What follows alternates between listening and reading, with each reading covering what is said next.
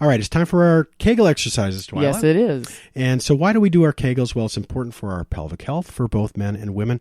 These exercises help support our pelvic organs in women, the bladder, the vagina, the rectum, the urethra. And for some people, it can actually improve sexual functioning. Some people say it makes orgasms more intense and more frequent. Well, I think that's a good enough reason to do them Nobody's right going to there. argue with that, I don't think. So let's go ahead and do it. Okay. 3 Times a day. 6 Days a week. 9 Seconds per Kegel. and 12. Kegels in a row to make a rep. It's so easy. Just do 12 of these 3 times a day. When you're doing them, hold it for 9 seconds. You will be the envy of your neighborhood. You will have a pelvic floor like a chain link fence, so you will be able to pull a trailer. If you so choose. And don't forget, you can always go to the Gynocast Facebook page and get an infographic, which kind of details out the customizable plan. You can print it out, put it on your fridge. You can put it up in your office. We can share it with your friends. And it's a great resource to have. So Indeed. Make sure that you go and do your exercises today. Yes. Stay tuned. Welcome back to the Gynocast. My name is Dr. Eric Heegaard. I'm Twila Dang. So nice to see you again. You too. And we're going to be talking about a subject we talk about quite a bit that many of the subjects we discuss on the Gynocast Yes. are things that people need and want to talk about, but sometimes don't know where to go to get their information, and sometimes are not topics that you want to just sort of, I don't know. Well, they're not polite dinner time conversations sometimes. No, I think some of them maybe, but many of them. I think sometimes it No. depends on who your friends are. That's right. I think I've been doing this. I've been working at this long enough with you and doing some iteration of this type of talk that our dinner conversations sort of with my group of friends have now radically shifted. They're a lot more open than they used to You're be. kind of the go-to gal now. Yeah, I mean, I honestly even have questions for you. People ask me, are you recording today? And I said, actually, I'm recording tomorrow. And they actually had questions for you. Okay. And that's become a regular part of my life now, of like having little notes in my phone that, person A or person B told me to ask Dr. E this, and this. So I'm glad we have a forum like this where we can kind of share this information. Exactly. So that reminds me that what I want to do with the Gynocast is expand the conversation from your dinner table and your 4 friends to the universe, Twila. Okay. To the universe. Because That's- everybody needs to know about this It's stuff. not a lofty ambition or anything. No, it's not. No, not It's at all. not. I like it. So today, I thought we'd talk about vaginitis. Oh. What do you think that means? I mean, I kind of know what it means. I'm in the know on some of these things. Mm-hmm. But when you connect the word vaginitis to expanding your dinner table conversation, I feel like this might be one of those ones that I'm not necessarily eager to use to expand my dinner time conversation. That's right. But I get it. So obviously the word vagina is in there. So Yes. I think we can figure out where that directs itself. And itis, as you know, you don't want to have an itis. No. Bronchitis is inflammation of the bronchi and the Mm-hmm. lungs. Otitis is inflammation of the ear. And Wait a minute. What? Yeah, What is that? otitis. Like, I've never heard of internal- that my whole life. yeah, I've been well, living a long time. Well, that's what it is. I always like that you always wind up referring to something medically related that I haven't learned before. Good. So And then all of a sudden it's like, that's going to be like my new Scrabble word, right? So have you ever heard of otitis media? No. Or otitis externa? Otitis media is inflammation of the inner ear. Oh. Colitis is inflammation of the bowel. Yeah, I know Cystitis, colitis. inflammation of the bladder. Yeah. Prostatitis, inflammation of the prostate. So vaginitis is exactly what you would think it is. It is an inflammatory condition of the vagina, Okay. which nobody really wants. No. And so we're going to talk about today what vaginitis is, what are the risk factors, what are the symptoms, what we can do to take care of it. Okay. Now, I guess I have a question before you even get started. I've always understood, or at least thought I understood, vaginitis to have more to do with a particular odor or smell as opposed to inflammation. So I'm assuming they're connected. They are. But I had a misunderstanding of what I thought it was. Yeah. So, and before we go too far, I want to go back to something we've talked a lot about and will continue to talk about on the Gynocast is anatomy. Okay.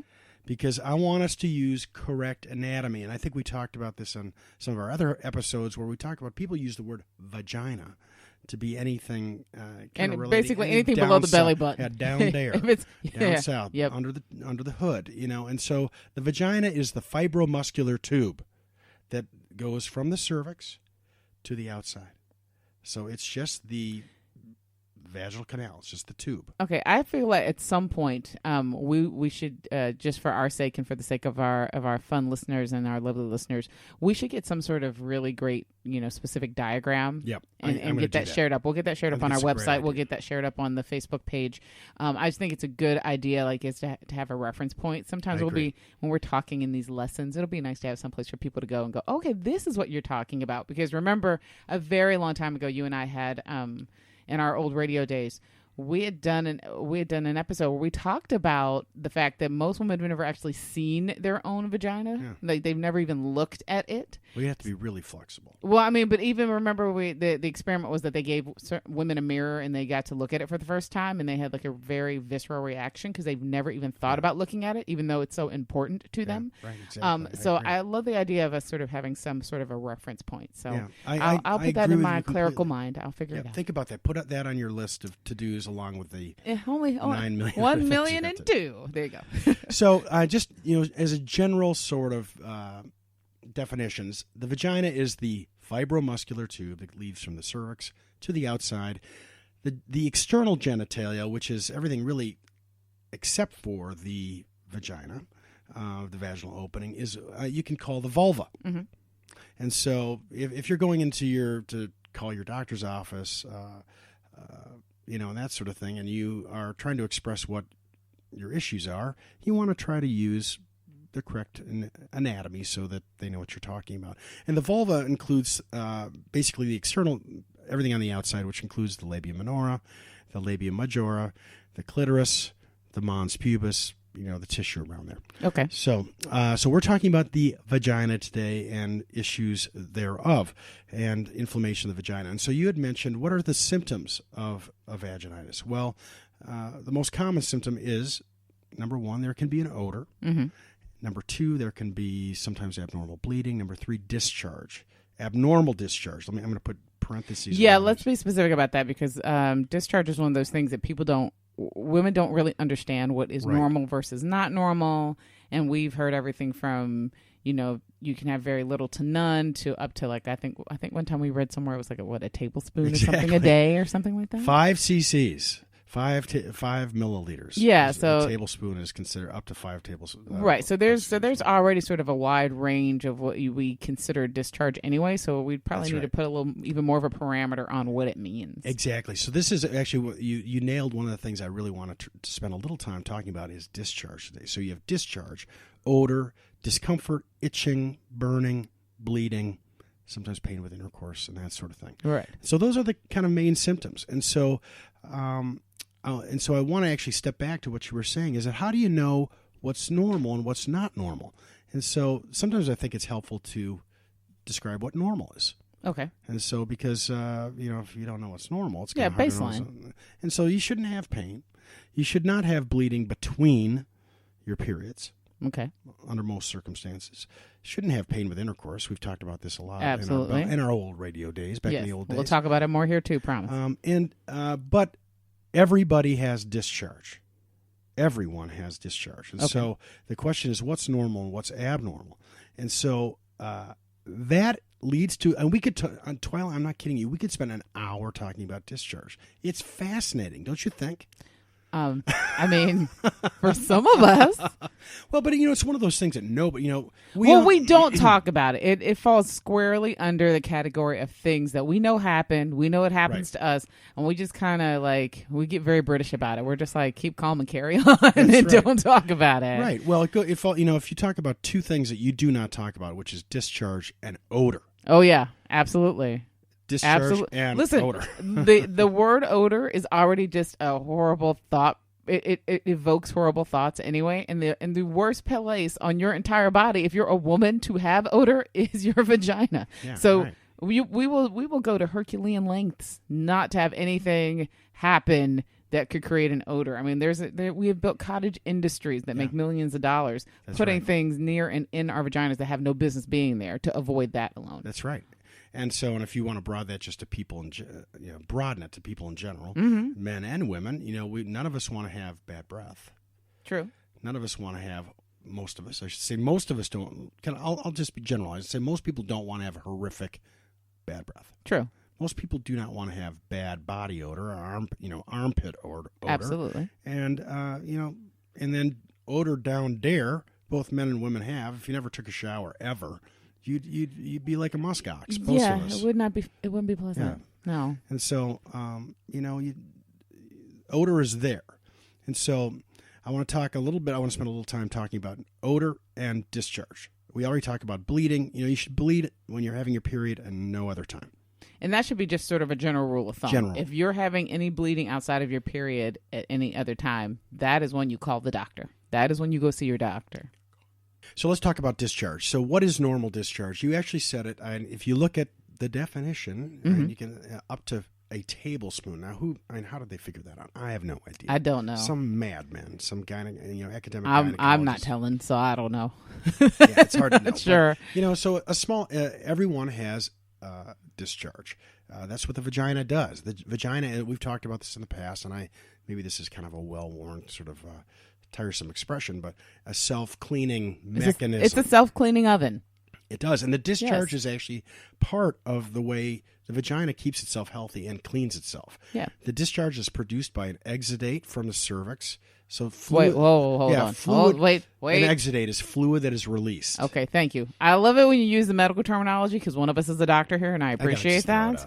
But sometimes you say words, and I go, wait, I don't know that word, so the audience won't know that word, and I want to learn things. So an exudate is just a fluid release from cells. Okay. And because cells are made of, have membranes, have walls, and that things move in and out of those membranes. There are glands that line the vagina, and the cervix itself is filled with glands. And those glands produce mucus and release fluid. Okay, wait. Now I have a completely off-book question. Remember a very long time ago we talked about I think you called it the Skene's gland? Yes. Am I right? Am I right? Yeah. Okay. Gland. So does that gland create the discharge, or is it just sort of a general? That creates part of the discharge. Okay. Keep listening to the Very podcast. good. I promise. I'm going to circle back. I'm going to circle back around to that Skene's gland one of these days. I promise you guys. So Bartholin glands, and there's but the vaginal, the cells of the vagina that line the vagina actually produce some fluid in and of themselves. Right, and that fluid is released. Yeah. Okay. And so there are cells that are dying. You're just like the cells on our skin that are shedding off all the time. The vaginal, the vaginal skin. Some people call it the mucosa, but it's really not a mucosa. It's not a glandular lining that's lining the vaginal wall. It's skin in essence, and that is getting shed off. And so part of the discharge is those cells that are shedding off. So we're regenerating all the time. All the time. Okay. Exactly. And so that is just being shed off and coming out of the vagina. And it generally, a normal discharge can be clear to white, a little yellow, and that's pretty much it. Okay. It shouldn't be a lot. Everybody's different. So, everybody's body's different. We all know that. And some people will produce more discharge than others. And certain medications can affect it. And that sort absolutely. Of thing. And certain times of the cycle. So most women know that when they get near to ovulation, there'll be a lot more discharge. If people who do natural family planning will actually look at their cervical mucus, and it gets long and clear and right as you get closer to. Yeah, as you get closer to ovulation. And the reason for that is really interesting, Twila. Okay, we're not doing that. We're not doing that. But just a a teaser. It's exciting. God, I remember I had a professor in pre-med who was a very funny and quirky sort of guy, and he would say all the time, "Without mucus, there is no life. Without mucus, there is no life." How profound is that, Twila? I think you should put on a T-shirt. Yeah, without mucus, there is no. What do you think? We have mucus everywhere, and it does important things. So, but the vaginal discharge will change, right? And so, what I would encourage people to do, if they haven't already done, is to get to know your own body, and because it's important. Okay, but be specific about what you mean, because I think most of us think we know our own body, but we actually haven't spent a lot of time sort of exploring what that means. And yeah, exactly. Like actually saying, if you know your own body, if you know your own vagina, then you should probably know how much mucus or how much, discharge you're creating in a day. Yeah. Not because you're, walking around with, a test tube and a beaker and collecting it, but because you're paying attention. That's right. Things. And so I don't want to, emphasize that too much. You don't want to make people overly compulsive about this. But when you are feeling good, when you're feeling normal, get to know what normal is. Get to know what the normal odor of your body is. Yeah. And it's healthy. Oh, believe me, that's not okay. I will say this. We might not want to talk about it, but trust me, every woman knows how she smells, because we are hyper sensitive about the idea that anything could go wrong with that. So we know we are finely calibrated to know if anything's off. Okay, good. Well, so and I would say the same thing about kind of discharge as well. And so, and know that discharge changes during the cycle and that sort of thing. Mm-hmm. And so that is normal. Okay. And, clear to white, maybe a little yellow, that's okay. And so what you shouldn't have is a very strong odor, and you shouldn't have profuse vaginal discharge that's different than what you normally have. And so pay attention to that stuff. And if it's abnormal, if it seems different to you, get in and see somebody about it. Okay. Absolutely. Now, I do have one quick follow-up question. When you talk in terms of like excessive odor or strong odor, what is sort of the definition of that? How is that something that you should, if you can smell yourself, say when you're going to the bathroom, if you can smell yourself when you're changing clothing, if you can smell yourself with clothing on, like are there levels here of like, don't panic, panic. This is where you should panic. Right. Well, that's another one of these subjective and sort of difficult questions to answer. But again, if you know what's normal, you'll know what's not normal. Okay. But the things that cause odor in our bodies are the substrate, or what we, let me step back. Mm-hmm. Odor is caused by bacteria in general. Okay. Whether you talk about under our arms, in our mouths, and in we our all rectums. know bacteria. Yeah, in our rectums, in our vaginas. And so the type of bacteria that you have there contributes to the odors that are produced. Okay. And so, and the other thing is, what are the bacteria eating? And so you can actually, most people know that if they eat certain things, they'll have odors that are different. And so what a woman actually consumes can affect the actual odor of her vagina. Hot diggity dog. So that's like a whole other conversation right there, and entirely. Exactly. So that's a whole other show, because that's fascinating stuff. But so I want to just step back and just say, a lot of times when we talk on the Gynocast, we talk about at the end of the show, I want there to be a few things that people can remember. Number one, discharge is normal. Okay. Number two, odor is normal. Mm-hmm. And so understanding that, you can know if something is not normal. Okay. But you have to confront, we all have to confront ourselves that we are living beings, and our bodies produce odors and they produce discharge. You got to just confront it. Yeah. Well, sometimes you're just going to smell bad. Yeah. It's all exactly. Right. It's okay. And so, so the things to pay attention to: odor that's different and strong. How do you define that? I'll let you know in a second. Number two, discharge is more profuse or different. Itching, burning, bleeding, pain with intercourse. Those are the things that make you want to pay attention. And sometimes if you do nothing and you just give it some time, your body is very good at correcting abnormalities. And 10,000 years ago, when we were hunter-gatherers, we did not have monostat that we could go and use if our vaginas were itchy. Yep. And so our bodies know how to correct things. But these are things that if you want to suffer less, you may want to get in and see somebody about. Okay. So what are the main things? So if you talk about odor and discharge, there are a few different things that are the more common reasons for this. One is a condition called bacterial vaginosis.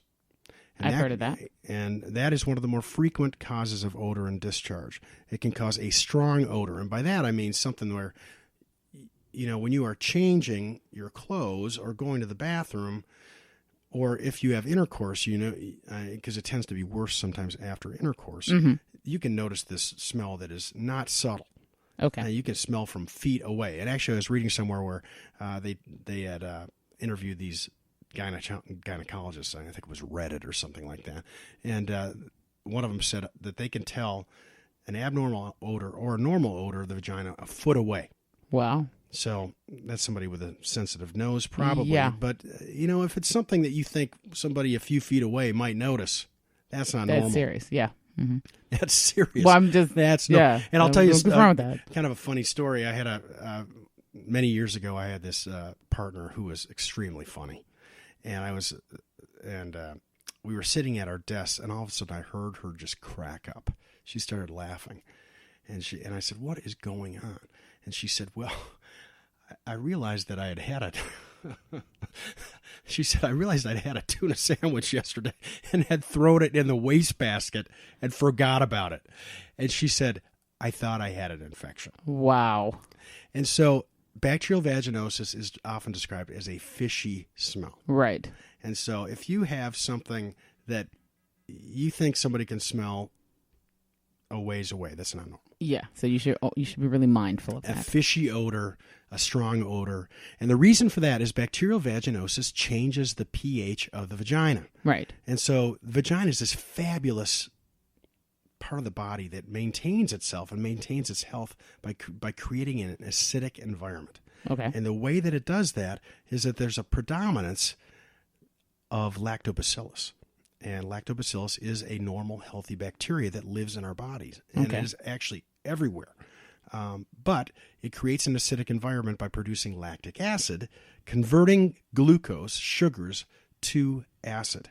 And so that bacteria is the predominant. I mean, in excess of 95% of all the bacteria in the vagina are lactobacillus. Oh. And it creates an acidic environment. The things that cause odor in the vagina and discharge are when there's or an imbalance in that bacteria.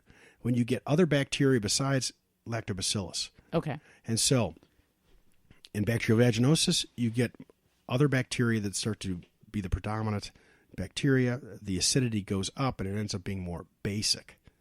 And so then all these other nasty bacteria, especially what they call anaerobes, which are the anaerobic, meaning bacteria that do not live on oxygen, often found in the gut and the bowel, get up there, and they start doing their thing, and they make smells that are not unlike some of the smells that come out of our rectums. Well, now I'm completely surprised because I guess in my head I would have thought the opposite. I would have thought that the bacteria in the vagina created sort of more of a base as opposed to an acidic environment, and that anything being introduced would have created sort of a higher level of acidity that would create the problem. So now, mind blown today. It is. This is. I'll tell you, Twila. This is. You can it kind of blows your mind when you think about lactobacillus. Lactobacillus is also the predominant bacteria that is found that converts and protects and creates kimchi. Wow. Fermented. I know you don't even want to think about it. I like the comparison. I'll just tell, and cheese and that sort of thing. I know it's weird. It's different. It's different. It's different subtypes. I don't like the comparison of but the it's vagina. Everywhere. Twila, it's fantastic. It creates this acidity is protective. Acidity is protective. But I have a vagina, so I don't really like the comparison of my vagina, as it were, to kimchi or cheese. Neither of these. Listen, if you had said like, "Oh, your vagina is like similar to the environment cotton candy," I'd be like, "Girl, that's right." You don't like kimchi? I mean, you don't like fermented. It doesn't sauerkraut. matter if I like them or not. The optics are bad here. See, I think this is wondrous. Okay. Of course. Saying, I mean, I wish wondrous. people could see you. You literally look like Mary Poppins. Like you're gesticulating. Your hands are up. I know. It's fantastic. You are praising. I don't think you're going to have a bigger cheerleader for the vagina than you. So I appreciate that. I really do. We should all be impressed by the vagina. Well, listen, I am every day. Support for the Gynocast is provided by OBGYN West. OBGYN West provides the highest quality care from compassionate providers, including women's health issues from general sexual health to pregnancy care, childbirth, menopause, and beyond. Whether it's your teen's first annual exam, a new baby's on the way, or you're facing the special challenges of middle age, OBGYN West provides a wide array of services. Their doctors and PAs are trained in virtually every type of OBGYN service and procedure. OBGYN West provides exceptional care for women. What was it that Betty White said about the vagina? Oh, I forgot. Darn it. Something about, oh, God. Now we have to look at that quote. Yeah, we'll find the quote so we can put it up on the She page. said on an interview, and she was about 90 years old, talking about how, anyway, some expression about the vagina that was hilarious. So Yeah. we'll find that out. She's very blue when she gets to talking. She is. So, the reality is that the vagina is supposed to be acidic. Okay. And semen, by the way, is basic. And the combination of I'm not going semen... to... The jokes just write themselves. Just leaving that right there. I don't know. What's so funny about that? Nothing. That's a girl joke. But semen on the ship? I don't know. What is that? Come on, throw it out. I kind of want to know what you're talking about. No, that's okay. Okay. I'm just going to let the girls have But that. semen is basic. Yes. And so the combination of acidic and basic creates this yin-yang balance of perfection and neutrality. Well, there you go. It's, and so there it is. So those two things work together. So what happens in bacterial vaginosis and some of the other bacterial infections as well is there's a disturbance in the force. Okay. There's a disturbance in the immaculate, not immaculate, in the perfect balance of good bacteria, lactobacillus, controlling the environment and keeping out the bad bacteria. Okay. Okay. I get you. I love that.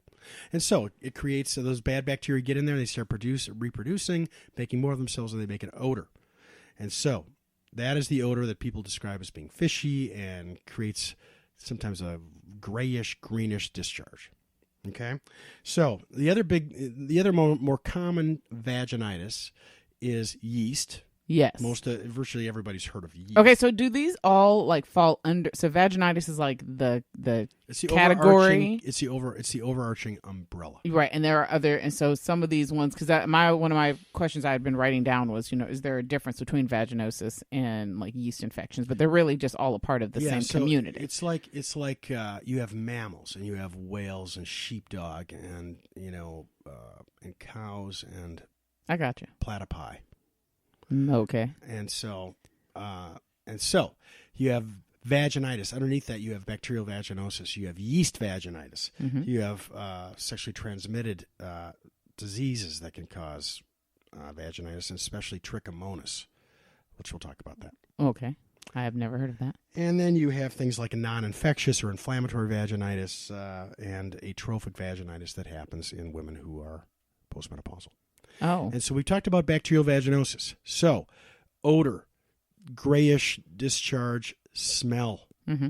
Yeah, odor, smell. Yeah. And it's not as, I think maybe we should call it a fragrance. No, don't do that.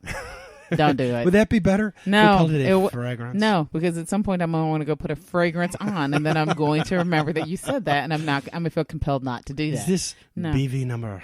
No. 17? No, thank you. I think I like the term odor just because it makes it very specific to that visceral place in us that does not want to be suffering from something. So it's like, okay, keep this in mind. Keep this in mind. This conversation is so great. I'll tell you why. So we talked about lactobacillus, right? Okay. Lactobacillus. If you talk about the making of cheese, and I'm just telling you, there's lactobacillus everywhere. Seriously? I'm not talking about that anymore. Okay. So let's talk about yeast, right? Yes. Candida albicans, not Canada, Candida. So it has nothing to do with our peaceful neighbors to the north. Okay. They do not cause infections. Okay. As far as I know. Yeah. So Candida albicans is the predominant yeast that will get into the vagina and cause a thick, some people call it cottage cheesy kind of discharge if it gets really bad. And what is the main symptom of a yeast infection beyond the discharge? Burning. Well, burning, yeah. What else? Right. Itching. Itching. Itching. For some people, for most people who get a yeast infection, they will itch. Oh my God! And they want to scratch their bottoms off. Yeah. They want to scratch their underwear off. And so when somebody comes in and they are saying, "I've got a discharge," and you say, "Are you itching?" And they're like, "Oh yeah." Then you almost always know exactly what it is. A lot of times, a discharge, a white discharge, and itching, and you can take that to the bank toilet.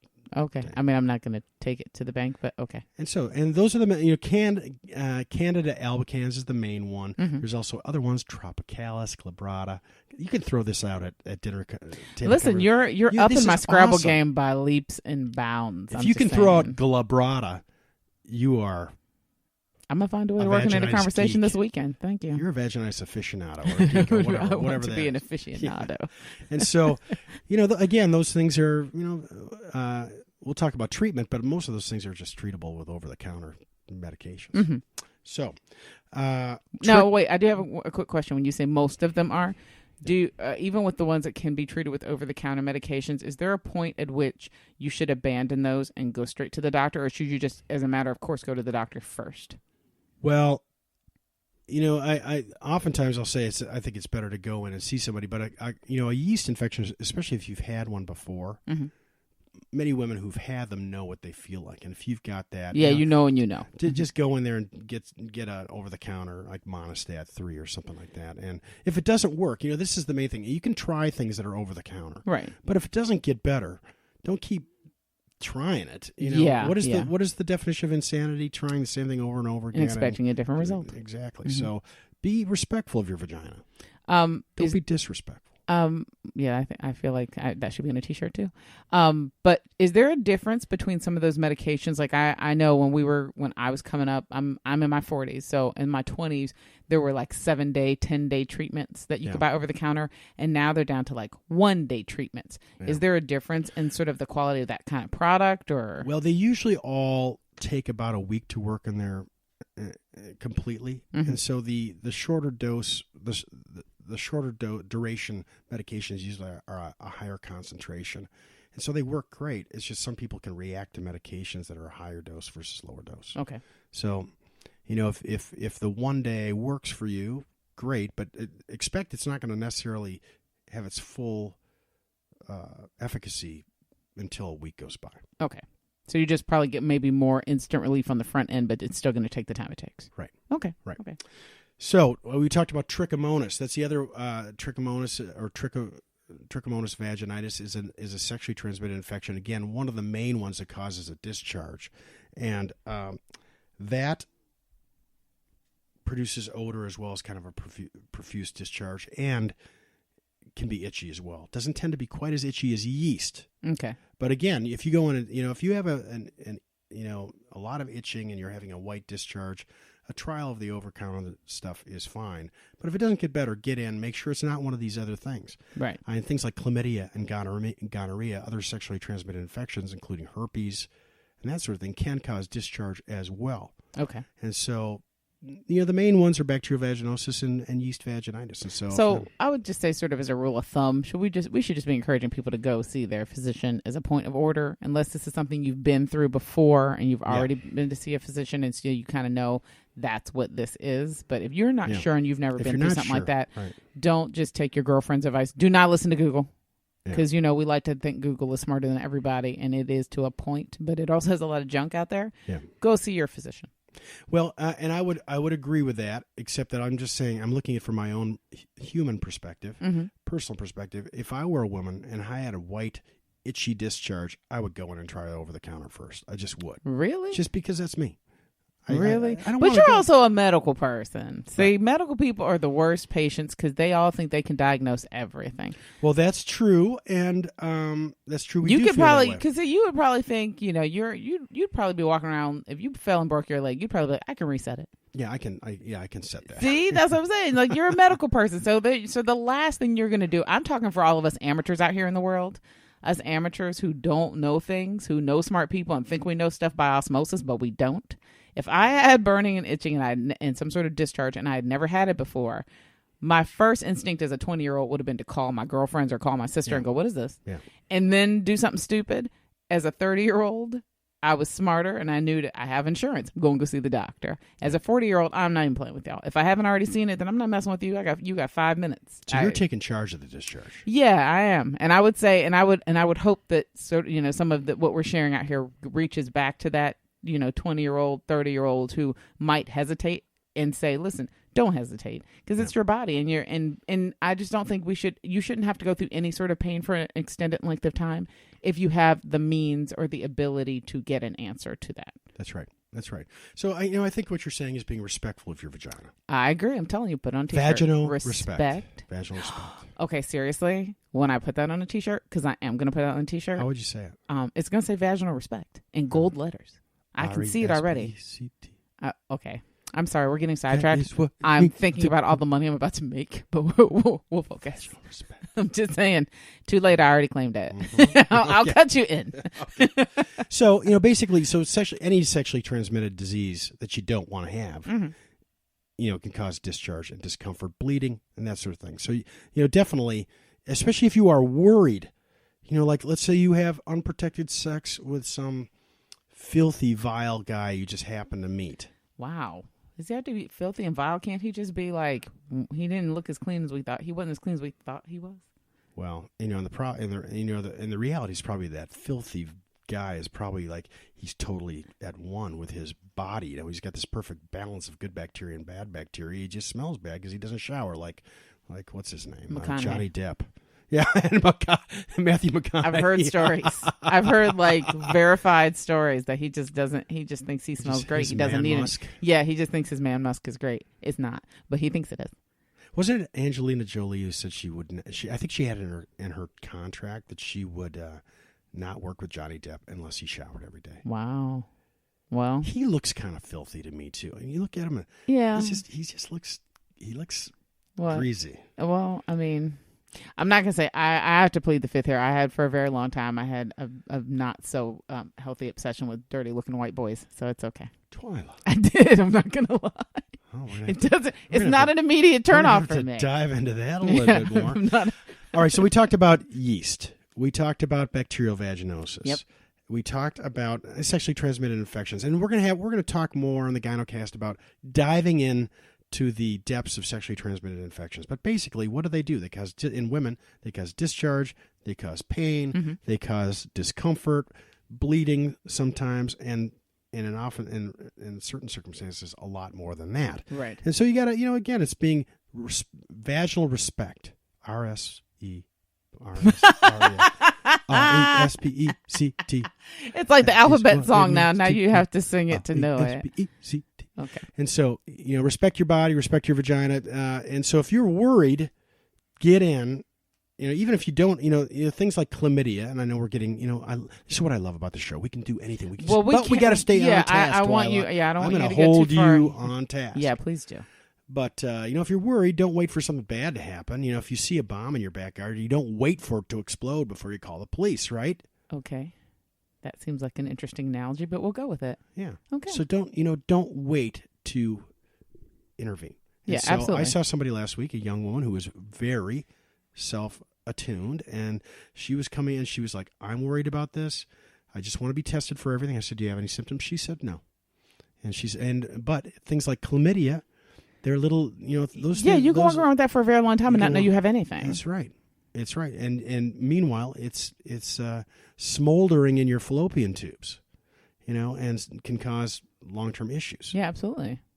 All right. So the other main thing is things that we call non-inflammatory vaginitis. And again, these things, we can kind of expand the definition somewhat to talk about the vulva, the external genitalia too, because it can cause symptoms out there, just like yeast can, etc.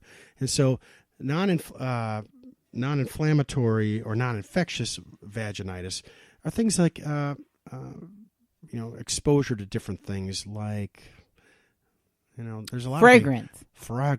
I'm just guessing now. Fragrances. Yeah. When everybody's skin is different, and some people are more sensitive to things than others.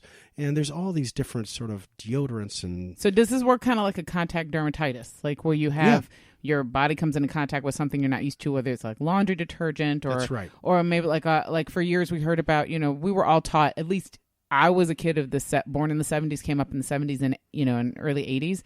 And we were always taught to put powder down there, things like talcum powder and things like that. And now they're saying you just don't do that. Yeah, exactly. Yeah. So this category falls under things that are sort of not natural agents that come into contact with us. Yeah, exactly. Yeah. And so, and again, everybody's different. Some people are very sensitive to different materials and fragrances, as you said. And so, but sometimes you can look, if you have somebody who comes in with a new onset discharge or discomfort, odor, and there are tests that we use to look into this. But sometimes you can talk to them. Are you using a new tampon? Are you using vaginal sprays or whatever, to try to deal That's with odor. really, but that's really important because we assume, and I said we're going to have a whole nother show. We need to talk about this too. Yeah. We assume that a lot of the personal feminine hygiene products are held to a certain standard. They're actually not. They're not classified as health products. They're classified as beauty products, That's right. which puts them in a different category. So we don't actually always know what's in, say, the cotton that's used on tampons and That's maxi pads, and we use those constantly. We insert them inside of us, and there isn't necessarily a testing standard that is 100% body safe. There's a testing standard for the cotton is a part of the industry, but not in relation to how it affects our bodies. That's right. That's right. So again, it's something you have to pay attention to as a clinician as well as a person. Mm-hmm. Is there something that is in your environment that is causing this to happen? And the final thing is for people who are menopausal, and sometimes in different circumstances, they can get a vaginal discharge and an odor and discomfort just because of their low estrogen levels. And the vagina is very estrogen sensitive. Very, very, very estrogen sensitive, and it's the estrogen that helps the normal cells of the vagina create the environment that allows the lactobacillus to be healthy and produce the acidic environment. I would just like to point out that the streets of heaven better be lined with women, because after all of this crap that we have to go through biologically just to be a girl on this planet, we should just automatically get a pass. Really should. On every end of when I'm a teenager and I start my period from my 20s to my 30s to my 40s. And then you're thinking you're going to get a break. I've done it. I've had my kids. I'm done with all this. And then there's a whole other category of things that come along with being menopausal. Thanks. Yeah. I really just appreciate the wonder that is my body on most occasions. But there is sort of a category of things that happen to my body. It's just like, you guys deserve a kick in the nuts for every single time I have to go through something different. Twila. Sorry. Twila. Just. So let's talk about risk factors for vaginitis. Okay. So frequent partners, so sexual partners, which can just, you're exposing yourself to whenever you have intercourse, and it's important to use a condom. Absolutely. For people, unless you're in a long-term relationship and blah blah blah blah. But whenever you are inserting something from the outside of your body inside, which is generally what happens with intercourse, sex. Well, it happens with intercourse in a heterosexual relationship, yes. Well, yeah, but oral sex, that sort of thing. Okay, so then we should make sure that that's a caveat, because I think most people will make the assumption that when we're talking about sex that we're talking penis and vagina in terms of an insertion point, and so true. But I feel like you weren't giving me my due. Oh, that I wasn't sorry. going to get there. I wasn't being sorry. heterocentric here. Yeah, you weren't being heteronormative. I appreciate that. All spectrums usually engage in oral sex, but there's not, there are these things called dental dams. Nobody's using that. Nobody uses it. Nobody's You're going to take a using piece that. of cellophane and put it. Nobody's doing that. Who's doing that? It's just, it'd be kind of an interesting idea. A tongue condom. God, what a fascinating idea. Okay, stop saying Developed things. here on the Gynocast. Stop saying things out loud that you should develop first. God, that is There you go. Okay. Anyway, so when anything is coming from the outside to the inside, you're introducing stuff, and there's also, I don't know if there's a better word for this, but there is a little micro trauma that occurs with intercourse, and it moves things around. It's stretching tissue. It disrupts things. Right. And so, and the more people you're having intercourse with, the more different bacteria are being associated with. And so, the more partners you have. Number two, the use of sex toys. You got to make sure, and I'm talking about this as being more kind of broadening spectrum, and many people, no matter where you are, whether you're heterosexual or homosexual or wherever you are in between, are using sex toys. You got to clean them. I'm a very large advocate for using sex toys, especially knowing your own body and your own pleasure. But you're right. One of the most important pieces of using those is knowing how to properly clean them and maintain them, because combining them with other products, like combining certain types of like vibrators with certain types of lubrication products, will break those down and make them create sort of cracks on the surface that can make it easier to transfer bacteria. Right. So clean those babies. Yeah, there are certain products that should be used and shouldn't be used to clean those products. Like certain products, you can't just use like your dish detergent in the kitchen. You can't just, a lot of people are like, oh, I'll just put it in the dishwasher. That is not how this should work. There are products that are made to clean these products because you're using them inside of your body. So you have to be really vigilant and diligent about how you maintain those as well as how you use them. That's right. And so multiple sexual partners, not using condoms. Not cleaning sex toys and that sort of thing. And then other risk factors include just changing of medications and underlying medical conditions like diabetes and that sort of thing that can just make your body not quite as robust in terms of fighting infections. The use of different agents in terms of deodorants and sprays and that sort of thing. So these are things we're looking at. So how do you prevent vaginitis from occurring? Well, just flip it around. I'm not trying to be judgmental about how many people want to have sex with. I don't care. You don't care. Nope. But it's just something you got to pay attention to. Just like when you get in your car, you're at increased risk of getting in a car accident. If you want to sit on the couch, you're not going to die in a car accident, probably. So if you have sex with one person, you're probably going to be less likely, probably, to get exposed to, sexually transmitted infections, probably. And so you got to be cognizant of the fact that you're increasing your exposure. Well, I would say because it's your choice, it's your body. If you want to have multiple sexual partners, that's your business. What you should do is be smart and diligent in that process. Make sure people are tested before you engage in sexual relationships with them. Make sure you're using protection at any available opportunity, and be very diligent about using protection. Maybe hold some of those sexual activities off the table until everybody comes back clean from testing. So you can start in one area and then certain things you graduate up to, given the nature of the length of time you've been together and the nature of the testing you've done together. And I've heard you say this 1,000 times. If I've heard you say it once, there's nothing more exciting than emotional intimacy. So I'm not laughing. I'm not laughing because it's not true. I'm laughing because it's not true. I was just throwing that out just to see what you do. So douching, we've said this a lot of times. Don't. I was going going to say we shouldn't carry that over with us, but I okay. like that. I know you do. So, the thing is that the vagina is a self-cleaning mechanism. Now, odor, as we talked about, odor is caused by bacteria, and that bacteria produces the odor it produces because of the type of bacteria and what it's consuming. Okay. And so, where are most of the bad bacteria?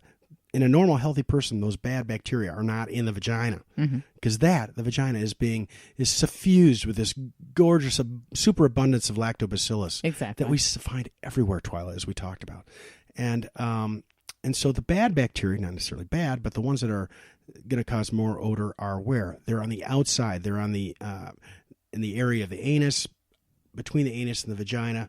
That is where you want to clean. Right. And that's the main area of where the odor is being produced. But you should still not be using some of these products out here. Douching products are one thing because they're completely insertable. But now there's this whole class and category of feminine wipes, feminine wash, that kind of stuff that's supposed to be safe for the area. So I think people are taking that a step too far and not understanding that it doesn't mean that, go down there and just scrub like you're at the car wash. Yeah. That's not really, even those things we don't need. You're not supposed to be using those things on your body. Well, I would disagree with you a little bit, which is that, again, everybody's body's different. Some people are more sensitive to these products. You can use soaps.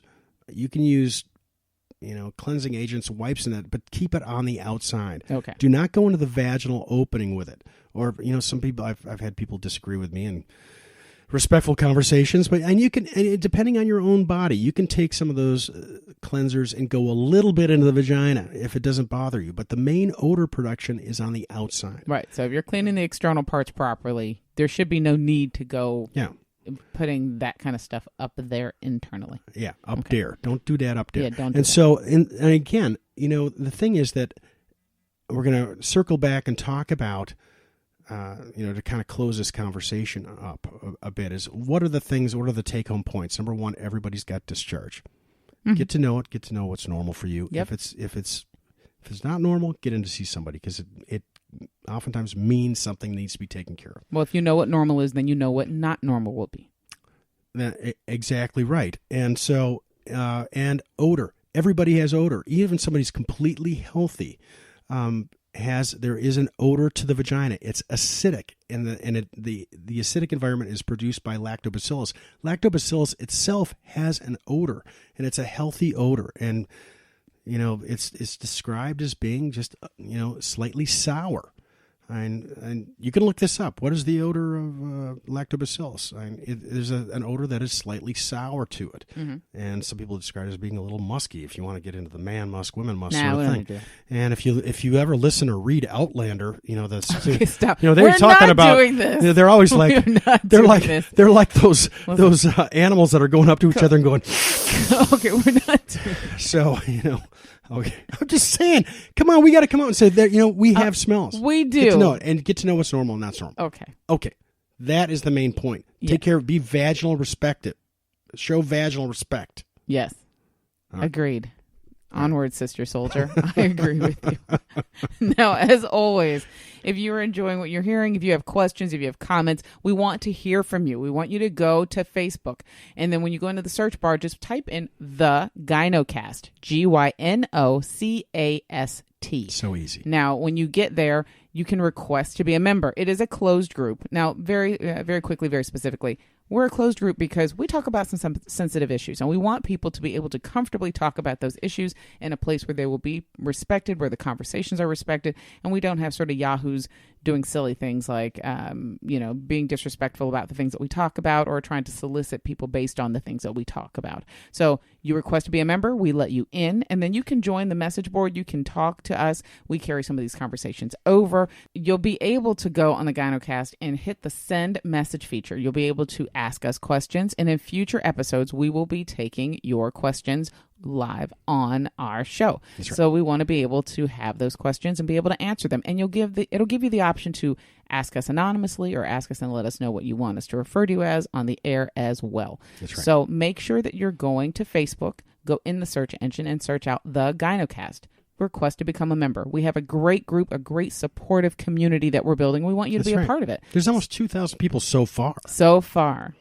And I would also like to add is that there's going to be an area of the site, which is already there, but I haven't really done much with it, but it's going to be a document and reference area. And so I'm going to post on that site some recommendations about vulvar hygiene. Okay. Well, we'll definitely make sure we get that information out. We'll also be able to get, in future episodes, the syllabus will be available. It'll be available on the Gynocast Facebook page. It'll also be available at the Matriarch Digital Media website at Matriarch. Yeah. The matriarchdm.com. Yeah, so you'll be able to get the information that you need based on every episode. We'll have some sort of handy guides. We'll have some handy tips. We'll have basically a breakdown of the things that we talked about, because a lot of this information, if you're going to be using it and you want to take it to your doctor, you want to be able to reference it or share it with your friends, it's easier if you have sort of a guide that you can use. And we're going to make sure that you have that as well. So we appreciate you listening, and we're enjoying this show so much. So thanks for listening. Thank you. See you soon.